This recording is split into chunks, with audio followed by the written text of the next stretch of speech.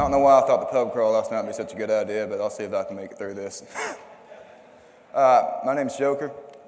Here's a little about me and what I'm presenting on.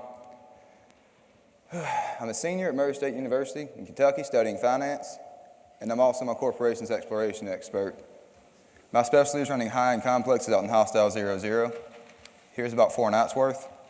This is collected mostly during the Fountain conflict, and this is something a little bit more recent I got together while I was just kind of preparing for the presentation. I normally make anywhere between about 200 to 400 mil an hour, depending on the drop, so let's get started. I decided to title this presentation Total Risk Management because I've always thought that the risk versus reward concept is the biggest determining factor in the choices players make in this game.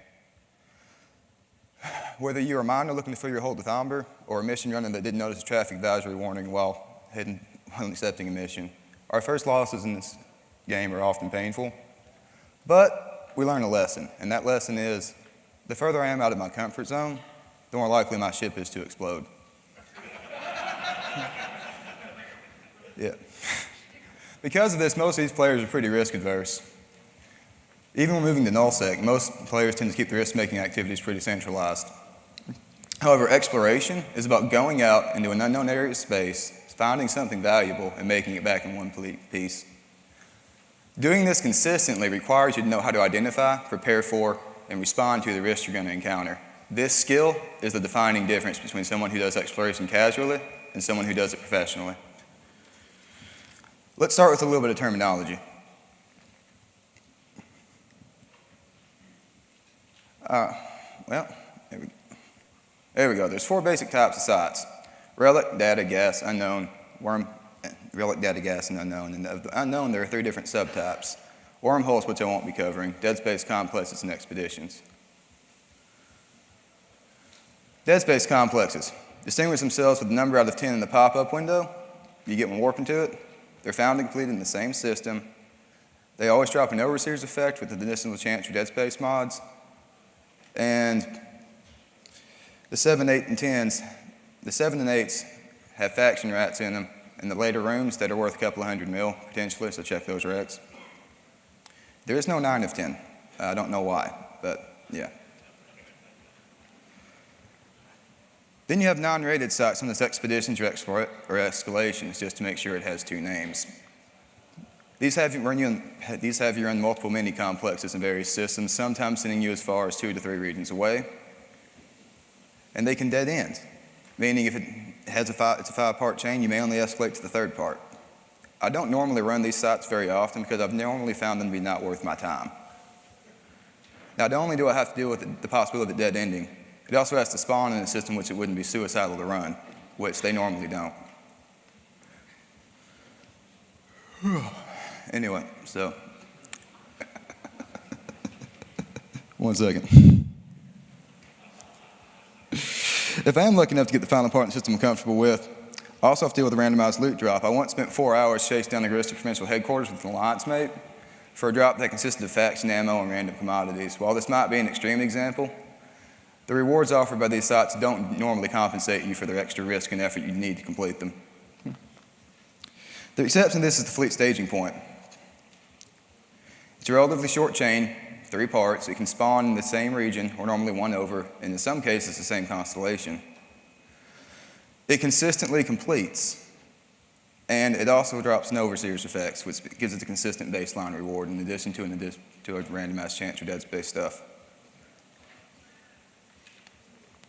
Let's start with the first type of risk, information risk. This is simply the risk that you either don't see a threat coming, or you just don't realize, or you underestimate it. To make sure you have the right information, you have to have a properly set up UI and overview. Start by separating local from all their chat boxes, compacting the member list. Then open your overview settings. Go to appearance, then color tags. The order in this list can be changed, and this shows how standings are displayed in chat boxes. Here's the one I use as an example. Then click filters, then types. Most of this falls to personal preference, but I've generally found that less is better, and it's mandatory to have interdiction probes, scanner probes, mobile warp disruptors, and everything under the ship tag selected. The end result should look something like this. Secondly, we have environmental risk, which is simply the risk you're going to die to the site you're trying to run. The DPS in high-end complexes like the maze can be pretty extreme. And preparing a ship for it requires at least a basic understanding of combat mechanics. Okay. I want to include a brief overview of like turret and missile mechanics, but for the sake of focus and time, I'll condense that down to a few points.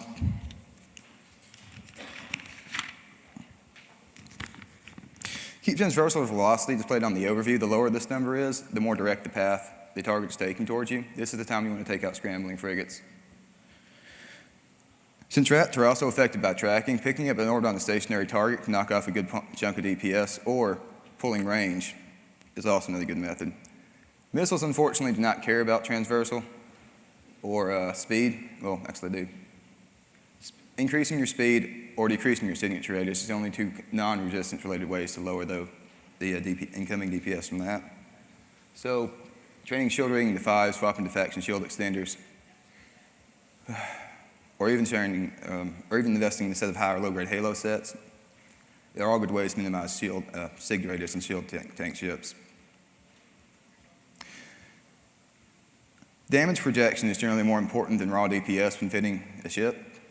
Even though a blaster fit ship might chew through an individual rat more quickly, the time it takes spending to get into range to do so makes it much less effective versus multiple targets. This is compounded by the volume of 90% webs you find in most iron content.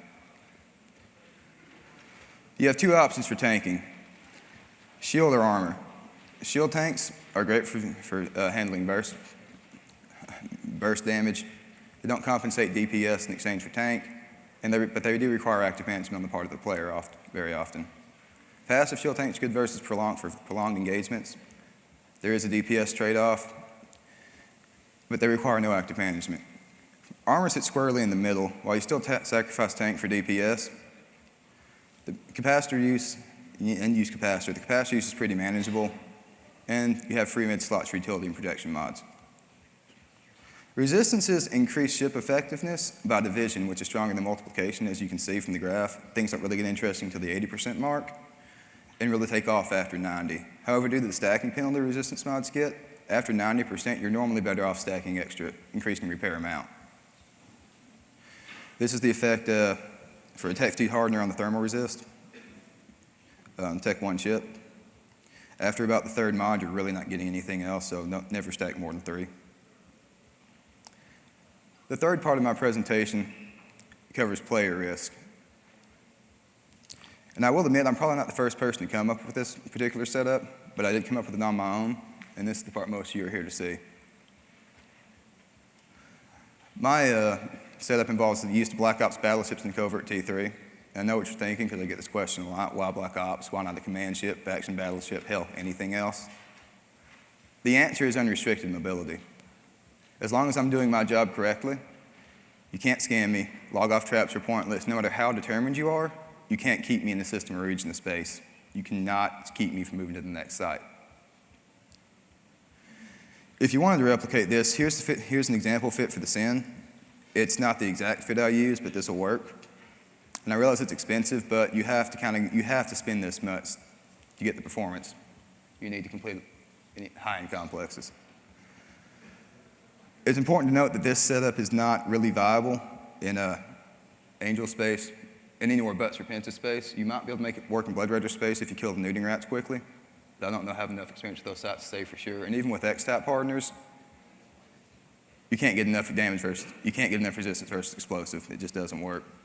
Here's an example fit for the Proteus. Again, this is not the exact fit I use, but this will work.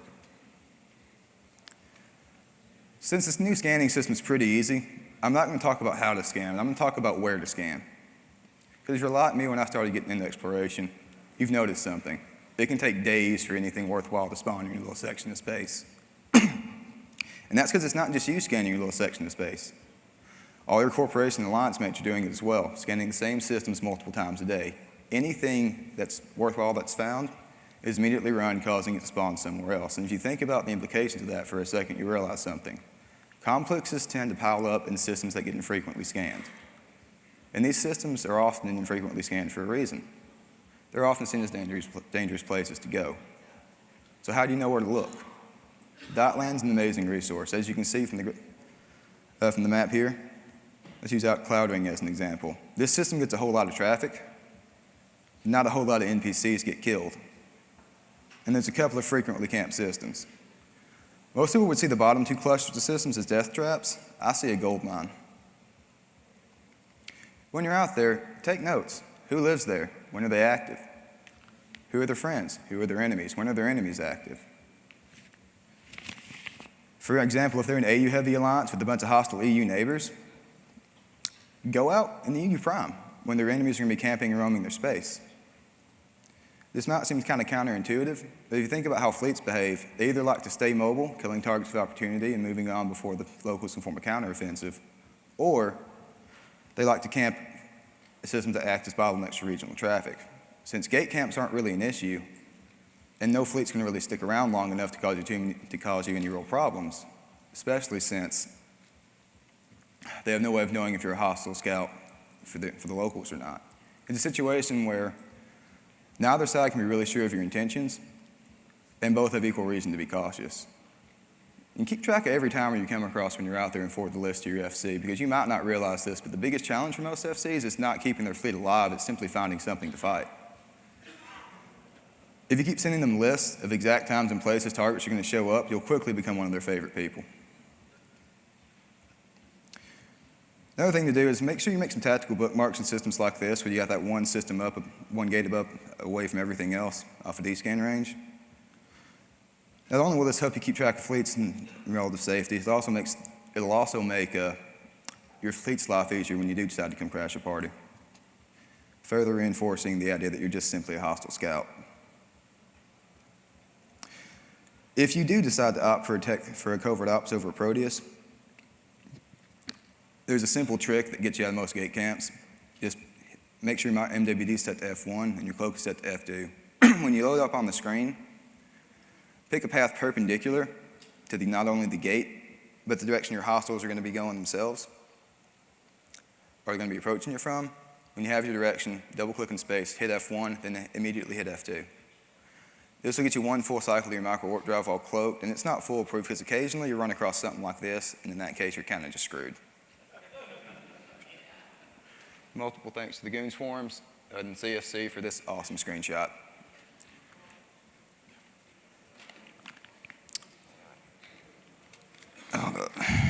There's a couple of tricks you can employ while running Dead Space complexes to keep yourself safe. Some are common sense. Some are actually just kind of funny to do. One thing I like to do is on the warp bin, make a bookmark less than 1 AU away from the site you're trying to run, because the common method for insta-scanning somebody involves using your D-scanner to figure out their location in the system and their approximate distance from a celestial.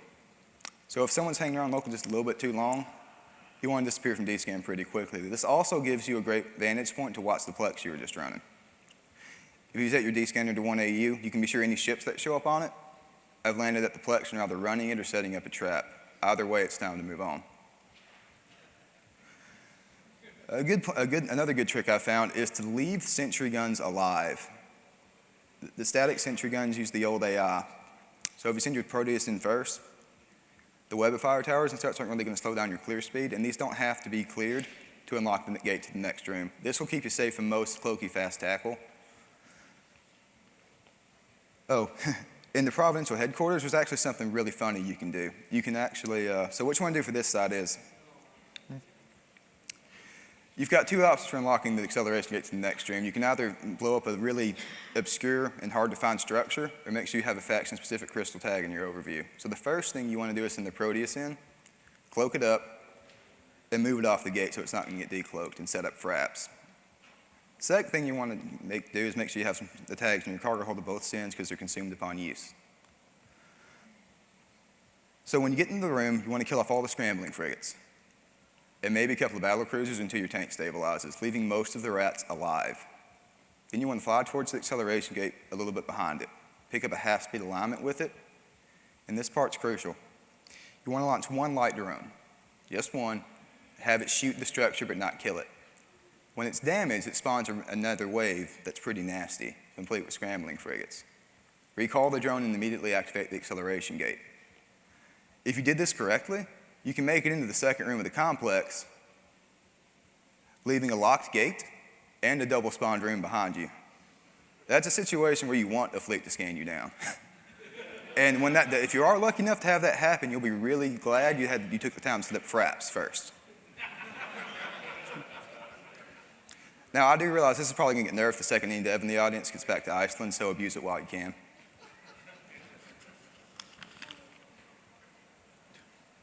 I also would like to take this time to point out an interesting bug I found with the AI. This is something that was introduced when they fixed full room aggro a while back. I believe the term range authorization was used.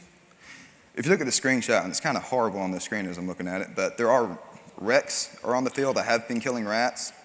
Both ships remote assisting each other, and you can't really see it, but I'm off the 0 point from the warp in, but nothing's shooting at me. But by any measure of logic and reasoning, they really should be. Because rats that aggress based on proximity do so to a fixed point in space, not distance from the rat themselves. Anything outside of this sphere is not treated as a valid target until something either aggresses it or gets inside of it. This functionality seems to break when sentry drones get involved.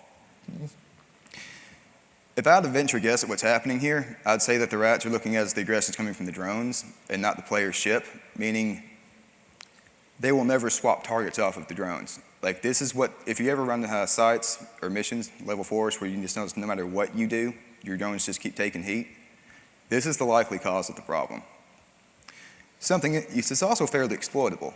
Something interesting happens when you aggress them from outside the range authorization sphere and stay outside of it.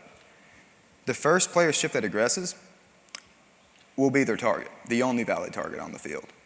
Remote assistance can be applied, and sentry drones can be set to guard without them ever swapping targets to the Logi or any drones. They will stick to that one target and only that target until they're all dead. Moving on.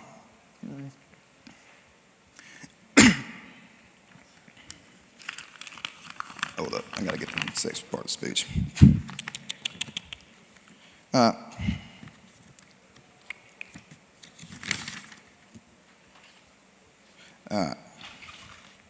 Even though human behavior can and always will be unpredictable, I've generally found the residents of nullsec are kind of like wild animals in the sense that most of them are more scared of you than you are of them. But every once in a while you come across one that fancies himself to be a predator. This player can generally be divided into two categories. He's either the type that lives to the honor of 1v1 combat, or he's actually competent at PvP and is just trying to bait you out to gank you with a bunch of his friends. The problem with this is that you can't really tell which type you're dealing with until the fight starts. The good news is you handle both of them exactly the same way, which is to simply cloak up. Because you're not there to fight, you're there to make money. One thing I like conventional wisdom would tell you, this is to cloak up and stay silent and local, but I found that just agreeing with the insults can actually get some pretty good results. One thing I like to do is when I see him scanning for me on my primary characters, I'll start spamming Marco and local and Polo on the alt. Because once they realize that you know that you're on to them and that you're cloaked, they normally just move along. But if there's one that's a bit more persistent, they'll normally try to not do 1v1 at top belt, insult your mother, question your sexuality. Just play along with it, man. If he calls your mother fat, just tell her, throw up a fake phone number in local, and tell him she's lonely and would love to meet him. If he calls you a coward, just say, well, I thought that was obvious. Are you new to the game? Is this a surprise? And if he questions your sexuality, just start spamming the lines to YMCA in local.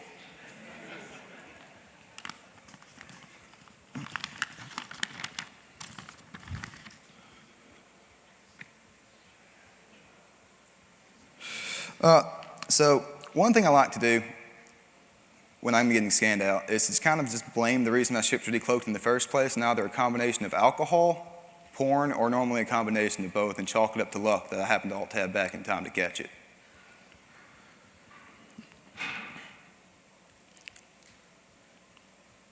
The hope here is when you have one that's just sticking around and won't go away is that they're willing to talk in local. If you can get them to talk, You can earn a little bit of their trust with the aforementioned tactics. Then you want to abuse it. You may not realize this. Wait, hold up. No. One thing I like to do is to cover my reason for being there is I'll actually ask them, hey, where's a good place to find some renters? I'm just looking for a couple of easy Hulk ganks. You may not really realize this, but there are a disturbing number of people who actually answer this question honestly. Renters are basically the redheaded stepchildren of Eve. Like, even landlords will normally give you some pretty accurate intel on which ones are really incompetent.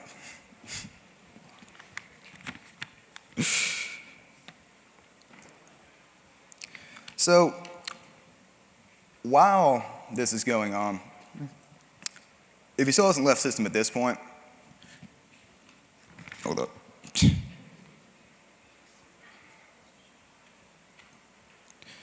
Okay. If you still hasn't left local at this point, I bring up my neutral who's remained silent this entire time.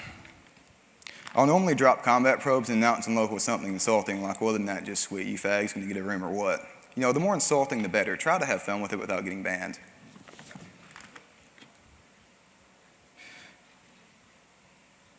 This is when you open up the private convo and ask him if that character is one of his, which of course he's going to deny. And he'll probably tell you thought it was one of yours, which you deny. Because even if you believed all the BS you just fed him, he'll probably reconsider his plans in the system if he thinks a hostile fleet's going to drop on his head. And for the next part of this con is actually about the little details. You want to move this character out of system into neighboring systems and drop probes. But make it obvious. You want this character getting reported in intel channels. Make a little circle around and then come back. And each time you come back to system and drop probes again, convoy your new friend to warn him of the impending threat. Play a little good cop, bad cop with it.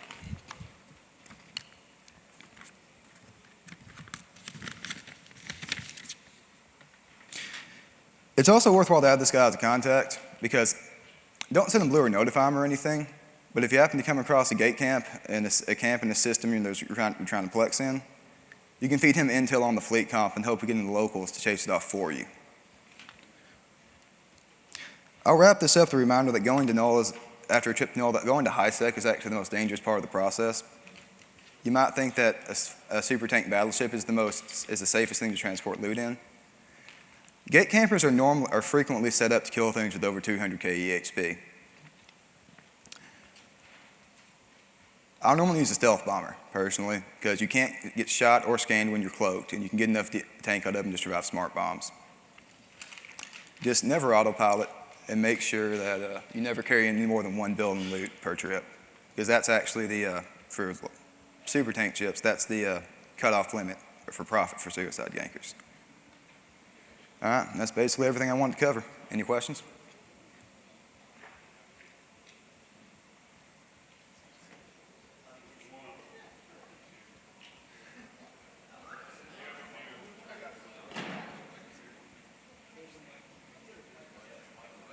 What was your name again? I'm Joker. No, in the game, Joker? Joker? Yeah. All letters? Yeah. Awesome, thanks.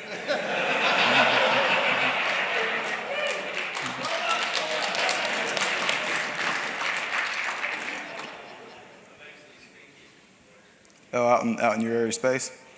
Where do you live? Yeah, I've been plexing a lot out there lately. It's just a freaking gold mine. It's just an absolute gold mine. I make about $1 billion a night out in that area normally. Yeah. So how many tunes you normally run when you're out there? Just those two? Your Black Ops and Proteus? Yeah, I've got the 3 characters out there. It requires 3 accounts.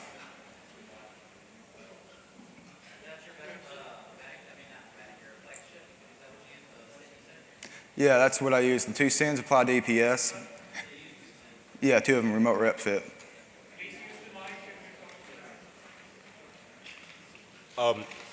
Could you explain a little bit like what some of the benefits or some of the pros and the cons of having the skills to scan in your combat ship, aside from having an alt with scanning skills to do the scanning for you to come in? There's really not. I mean, most scanning ships are going to be fit with specific rigs to make it easier to scan, and there's really no point to putting those skills in the combat character. You're just better off having an alt do it. Right. Well, I've just seen with the T3s, especially with the Oh, subsystems. Tech use them. 3s, yeah. I mean, you can actually, because they have enough rig slots, you can actually get about, I believe it's 92 is the minimum probe strength to get any signature or ship in the game. Don't quote me on that. The setup I use over there, I just showed you with the Proteus gets about 130. You actually have enough rig slots to kind of get a hot mixture of both in there. Okay, thank you.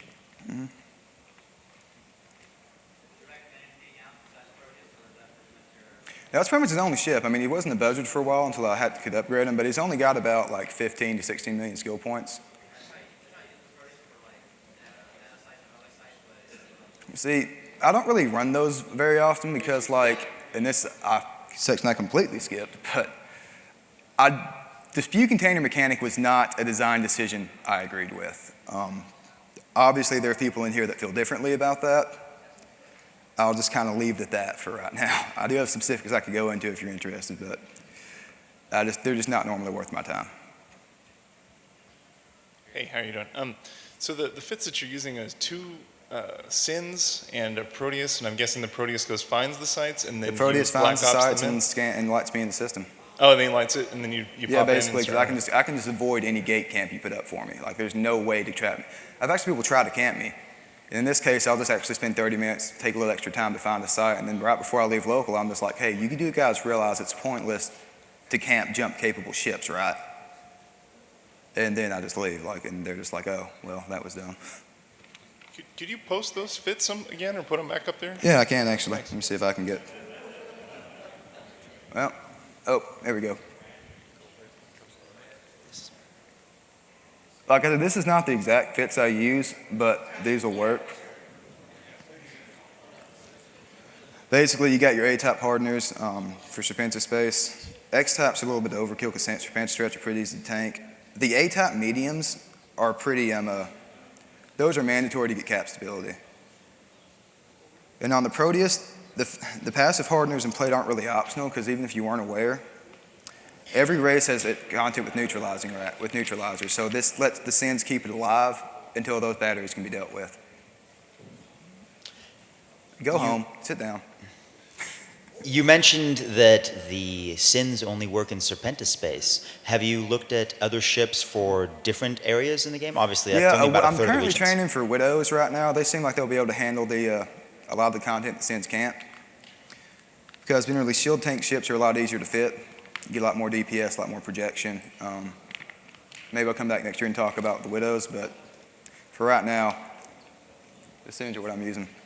Now, was the cruise missile buff part of your decision to explore Widows, or are you still Yeah, going to stick with that was drones somehow? actually, the buff wasn't specifically the decision. I'd already made that decision to explore those before then, just simply because the versatility missile ships offer. But the buff definitely helped.